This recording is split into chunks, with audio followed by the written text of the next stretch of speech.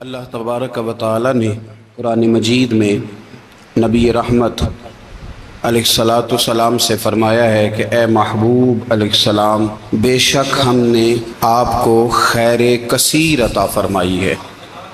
انا اعطیناک الکوثر، محبوب ہم نے آپ کو خیر کثیر دے دی۔ اب آپ اس کے جواب میں یہ کریں کہ فصلی لربک، اپنے رب کے لیے نماز پڑھیں، وانحر اور قربانی کریں، نماز پڑھیں اور قربانی کریں۔ ان شانئک ھو الابتر، آپ کا جو دشمن ہے وہ بے نام و نشان رہے گا، آپ کا دشمن۔ قربانی شعار اسلام میں سے ہے، قربانی اللہ کو بڑی محبوب ہے۔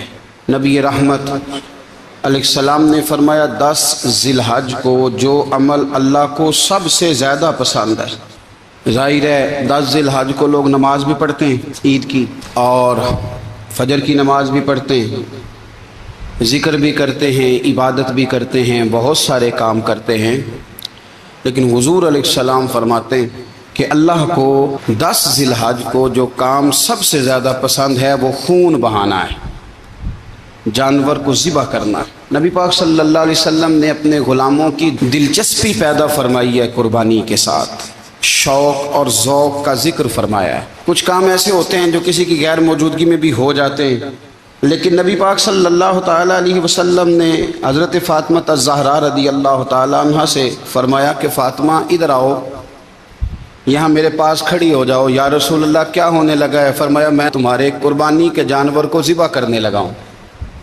قریب کھڑا کر کے حضرت فاطمہ کو حضور نے ذبح فرمایا۔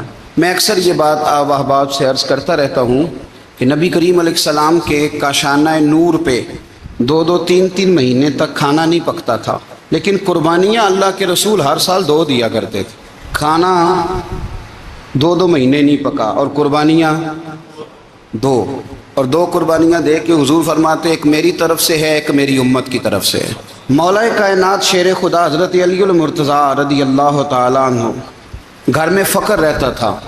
3 دن امام حسن اور حسین 3 دن بغیر سحری اور افطار کے کھجور اور پانی کے ساتھ روزہ رکھتے تھے، کھجور اور پانی کے ساتھ روزہ کھولتے تھے، پر قربانیاں مولا علی ہر سال 2 دیا کرتے تھے۔ ہمارے ہاں لوگ سارا سال خوشحال رہتے ہیں اور بڑی عید سے 10 دن پہلے تنگ دست ہو جاتے ہیں۔ جو 5 لاکھ روپیہ بیٹے کی شادی پہ خرچ کر لیتا ہے پتہ نہیں کہاں سے لاتا ہے، اگر اس کو پتہ چل جائے کہ یہاں ایک پلاٹ سستا مل رہا ہے تو پھر پتہ نہیں کہاں سے ادھار اٹھا لاتا ہے۔ لیکن جب معاملہ قربانی کا آتا ہے پھر لوگ تنگ دستی کا اظہار کرتے ہیں۔ یاد رکھو، جب بندہ رب کریم کے راستے میں دیتا ہے، حضور علیہ السلام نے فرمایا تھا حضرت اسماء سے کہ تو اللہ کے راستے میں بے حساب خرچ کر، رب بھی تجھے بے حساب ہی عطا فرمائے گا۔ قربانی کے لیے شوق پیدا کریں، ذوق پیدا کریں اور دلچسپی پیدا کریں۔ یہ بات ٹھیک ہے کہ قربانی صاحب استطاعت پر فرض ہے، لیکن اس کے لیے شوق پیدا کریں۔ ایک ہے قربانی کرنا اور پھر ایک ہے قربانی کے گوشت کو تقسیم کرنا۔ قربانی کا سارا گوشت گھر میں رکھنا جائز ہے، اور جب تک آپ کا دل کرے آپ وہ گوشت کھائیں، شریعت آپ کو منع نہیں کرتی۔ لیکن میرا یہ سوال ہے کہ قربانی ظاہر ہے وہی لوگ کرتے ہیں نا جن کے پاس طاقت ہوتی ہے، تو سارا سال گوشت کھاتے ہیں، تو مطلب سارا سال اگر آپ گوشت کھا رہے ہیں تو پھر آپ مہربانی فرمائیں، یہ تو اللہ کے راستے میں ہے تو کوشش کریں یہ تقسیم ہو جائے۔ کچھ لوگ شاپر لے کے گوشت لینے آ جاتے ہیں، ان تک میرا یہ پیغام ضرور پہنچائیں کہ ان کے لیے سوال کرنا جائز ہی نہیں۔ شریعت یہ کہتی ہے کہ جس کے گھر میں ایک وقت کا کھانا موجود ہو، صبح کا اس کے گھر میں کھانا موجود ہے ایک ٹائم کا، اس بندے کے لیے کسی کے سامنے ہاتھ پھیلانا جائز۔ اتنا بھوکا آدمی کہ جس کے پاس اب کھانا ہی نہیں ہے ایک وقت کا بھی، وہ سوال کر سکتا ہے۔ چھوڑیں، سارا سال اگر ہم کسی امیر سے لے کے نہیں کھاتے تو کیا گھر میں ہنڈیاں نہیں پکتی؟ بالکل نہیں سوال کریں، قطعاً کوئی ضرورت نہیں، یہ جائز ہی نہیں ہے سرے سے۔ آپ کو کس نے اجازت دے دی خالی گوشت کی خاطر؟ جہاں اللہ تعالیٰ آپ کو مرچ دے رہا ہے، نمک دے رہا ہے، گھی دے رہا ہے، گھر رہنے کے لیے دے رہا ہے، وہ رب کریم 1000 روپے کا گوشت بھی عطا فرمائے گا۔ اور اس سے اگلی بات یہ کہ شکوہ بھی نہیں کرنا۔ کہ فلانے نے اتنی قربانیاں کی تھی تو پتہ نہیں کہاں لے گیا ہے.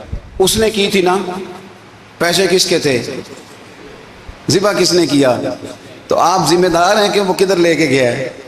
یہ بحث کرنے کی بھی اجازت دین ہمیں نہیں دیتا, تنقید کی بھی اجازت دین ہمیں.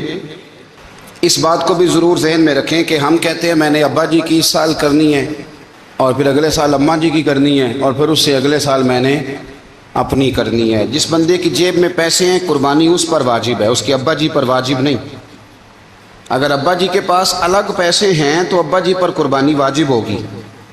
ہاں, اگر آپ کی جیب اجازت دیتی ہے تو آپ 3 قربانیاں خریدیں یا بڑے جانور میں 3 حصے ڈالیں, تو اب آپ 2 والدین کی ہو گئی, 1 آپ کی اپنی ہو گئی. لیکن جب تک آپ پر واجب قربانی آپ نہیں دیتے تب تک والدین کی قربانی دینا درست نہیں ہے, کیونکہ یہ دین میں واجب ہے. جو نماز آپ پہ فرض ہے وہ آپ نے پڑھنی ہے, اور جو ابا جی پہ فرض ہے وہ ابا جی نے پڑھنی ہے. اس مسئلے کو بھی ضرور ذہن نشین کریں. اس سے اگلی بات جو اور زیادہ ضروری ہے اس کا ضرور خیال فرمائیں. حصے ڈالے جاتے ہیں قربانی کے حصے, تو 6 حصے ہو گئے, اب 7واں حصہ مل نہیں رہا, تو ایک تگڑے سے بندے کے پاس جا کے مالدار سے کہا کہ چودھری صاحب حصہ ڈال لیں, ایک حصہ کم ہے.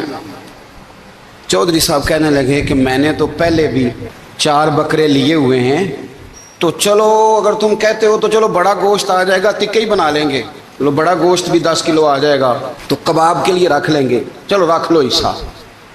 اب 6 بندوں کی نیت قربانی کی, 7ویں کی گوشت کی, اس کی نیت قربانی کی, پچھلے 6 کی بھی قربانی نہیں ہوگی, وہ بھی گئے کام سے. آپ اس بات کو سمجھیں کہ قربانی کا مطلب یہ ہے کہ خالص اللہ کی رضا کے لیے مخصوص وقت میں مخصوص جانور ذبح کرنا. اس لیے یہ ضرور توجہ کریں اس بات پر کہ ہم کئی لوگوں کو فورس کر کے شامل کر لیتے ہیں. بندہ مالدار ہوتا ہے, وہ بھی کہتا ہے چلو ٹھیک ہے کوئی حرج نہیں, لیکن وہ نامینیٹ کرے گا. اگر اس نے اپنی قربانی رکھ لیا تو پھر وہ بتائے گا یہ قربانی کس کی ہے, والدین کی ہے, کس کی ہے. تو قربانی اس ترتیب سے کریں کہ اس کے سارے مسائل سے آگاہی حاصل کریں.